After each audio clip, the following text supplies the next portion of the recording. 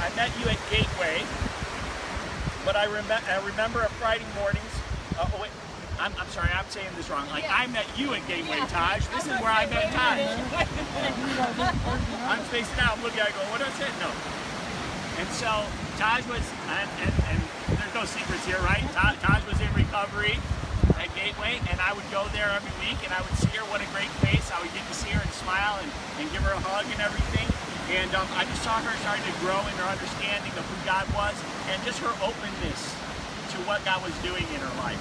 And so I was really excited about that. And then she started to come to the well, and I was really excited about that. That's the church that I'm the pastor of. But I think it's really neat that you both met at the well. You know, for me, that's an exciting thing.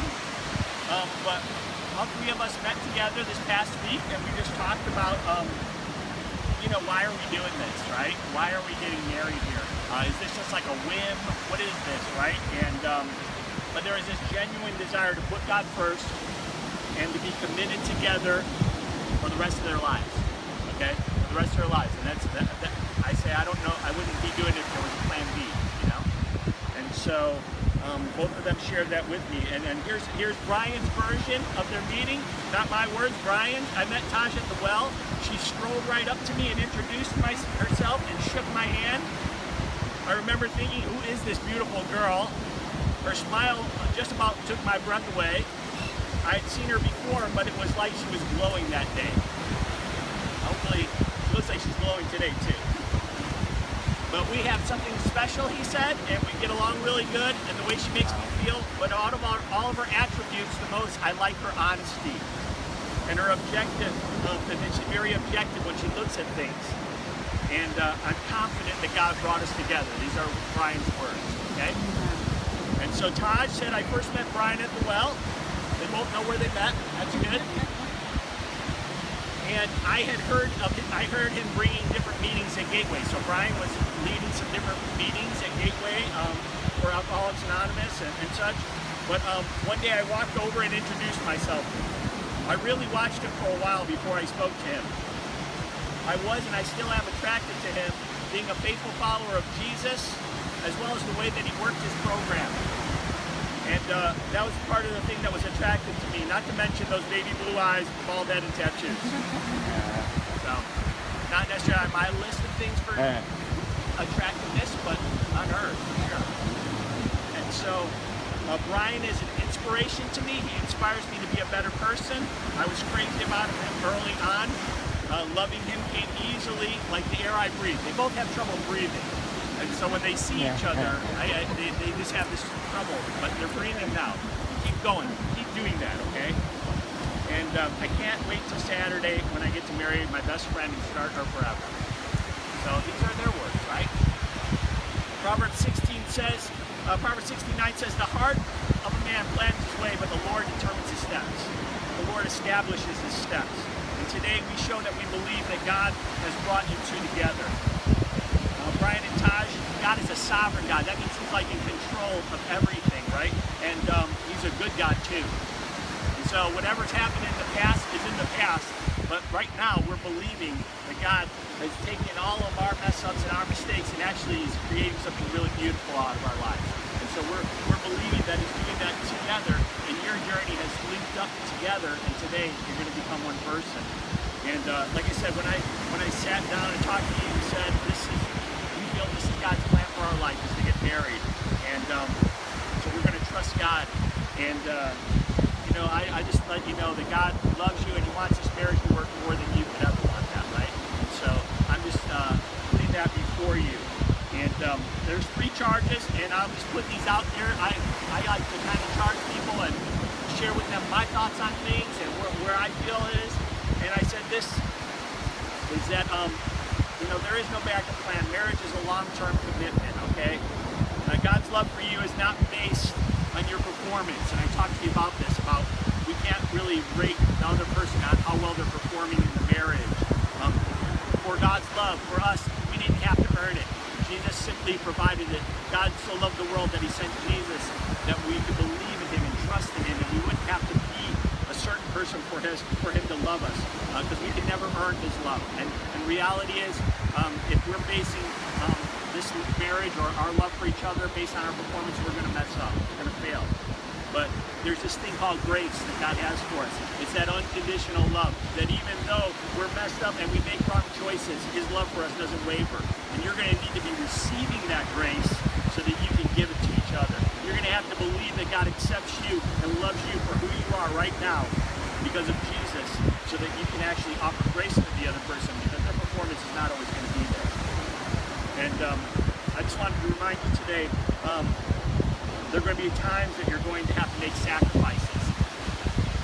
Sometimes you're going to have to take the hit. Jesus took the hit for us, right? He was beaten, he was bloody, he was put on a cross, and he took the hit in our place. And sometimes it's going to look like you taking the hit. Like, maybe you just don't even need to say anything sometimes, right? Or sometimes maybe you need to just take the blame, even though you weren't sure it was positively all your fault. But sometimes you're just going to need to take the blame for that. And Jesus was able to do that, right? The Bible is, it points a picture of God as Jesus absorbing our sin, not letting our sin bounce off of him and back onto us, right? Like you did something mean to me, so I'm going to come back at you. No, but he absorbed it at the cross. And you're going to have to absorb each other's sins. You're going to have to realize that this is against me and God, and yet I'm not going to have to retaliate here. I'm going to be able to absorb it like Jesus did. And anyways, so we can't live the whole eye for an eye anymore, right? Here's what the Bible says: love bears all things, believes all things, hopes all things, endures all things. Love never ends. When you look at each other, you have to believe that. Not only in that person, but in the sovereign God who put you together today. He is the only one who has the power to change the other person and you, and to fill you, and to so that you can know his love. But your hope is not in today. Your hope is in Jesus. Okay? I just want you to know that. Don't make your hope on this day. Make it in Jesus, and let that make this day even better, right? And here's the next thing: adventure. I throw out this. The first charge was, this is forever, and then here's the next thing: adventure. Never lose a sense of wonder in each other. You guys have such fun together. You're very sporadic. Obviously, we're just here today because we could get 8 people together. But one of the things that you liked about Brian was that he was a follower of Jesus, and sometimes following Jesus is an adventure just in itself, right? Life is all about following Jesus. It's an exciting thing to walk in the direction that God called you to in faith. And Brian and Taj, I know that you love each other, and God is writing a love story in your lives. Well, listen, the love story is not just for you. It's for others. It's for your son. It's for your family. It's for those people who will come in contact with you. That's part of that adventure, is inviting other people into this big story of what God's doing in your life. Like, I wouldn't do this right now if I thought I was never going to see you again. I believe I'm having a part in your life, and I'm going to continue to help you grow to become more like Jesus, as well as you're going to continue to make disciples. That's why we're here on this earth. Go into the world and make disciples. Whatever that looks like. If that looks like going through AA meetings or however that looks, we're going to point people to Jesus. And here's the reason that I am so passionate about what I do, is that C.S. Lewis said this: you never talk to a mere mortal. Every person here is going to live forever, but we're all going to die, but we're all going to live forever someplace. And C.S. Lewis has said, each person is just so important, right? Each soul is just so important. That's why God sent his son into the world. And today is being written down in your story. You're playing that role, but you're not going to have a dull life if you follow Jesus. That's all I'm saying. It's going to be an adventure. If you ever find yourself settling in, you got to check that, okay? Don't just settle in. God's kingdom is an exciting thing to be a part of. And so, here's a quote that I love: make no small plans, they have no magic to stir men's blood. And never lose that sense of wonder and adventure in your life, knowing that you have a purpose in this life. Part of that is being together, but part of that is to build God's kingdom. And then finally, let God build your house. Psalm 127 says, unless the Lord builds the house, the laborers work in vain. It's a waste of time to try to build a house without the Lord being the center of it. And Brian works in construction, so I'm sure he knows something about building. But I know you just moved into this new place. trying to decorate and figure it out, right? But in all of that, just my challenge to you is allow God to build that house, invite people into that home where you can love them and show them the love of Jesus. Invite your family and your kids and people to come and see what it's like when God transforms your house and makes it one that honors Him first. And this marriage was just a part of that, knowing that you wanted to do things the right way. And feeling that that's what God was calling. And and even Jesus, He said, right, that there were two men to build houses, right? One built on the sand and one built on the rock. He said when the storm and the winds came and blew against the house that was built on the rock, it stood. And that's our hope and prayer for you, is that there was no difference between the two men. Both of them had storms in their life, both of them had rain and wind, but the only difference is what they built their house on. Jesus said, build your house on me, on my words. You're going to have to be in the Word together. You're going to have to learn what God says and follow that. But here's my prayer.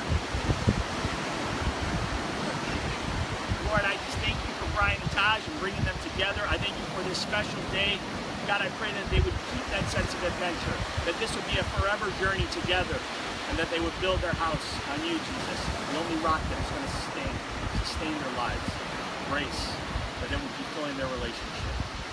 In Jesus' name, amen. Amen. All right, well, we are going to do the I do's part here, okay?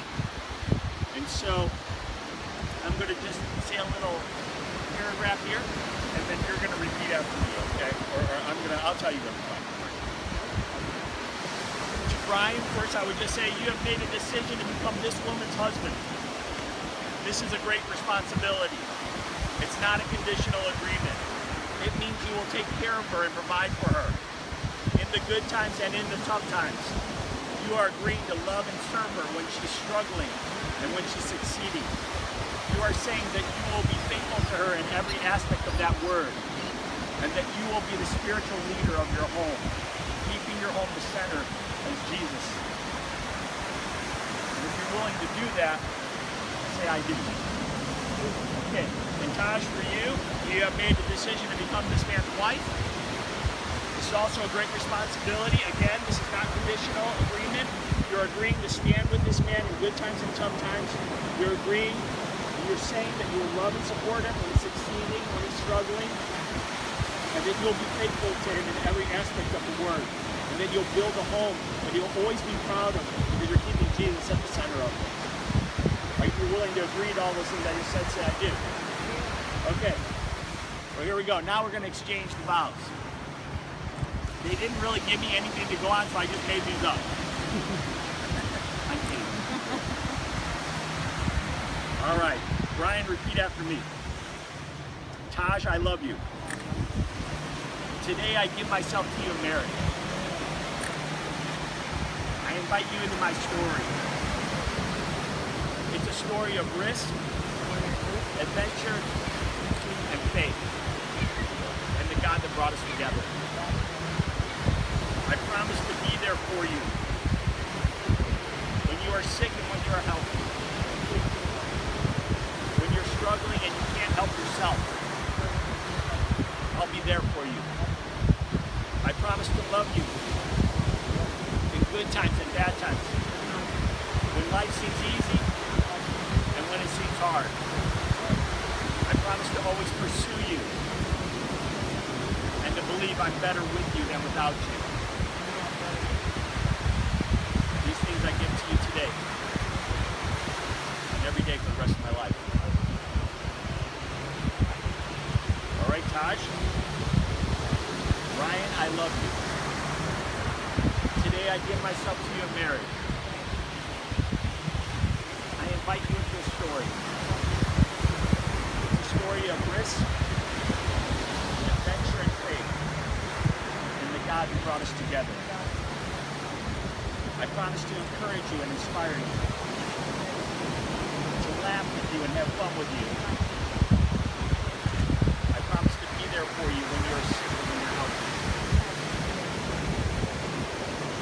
When you're struggling and you can't help yourself,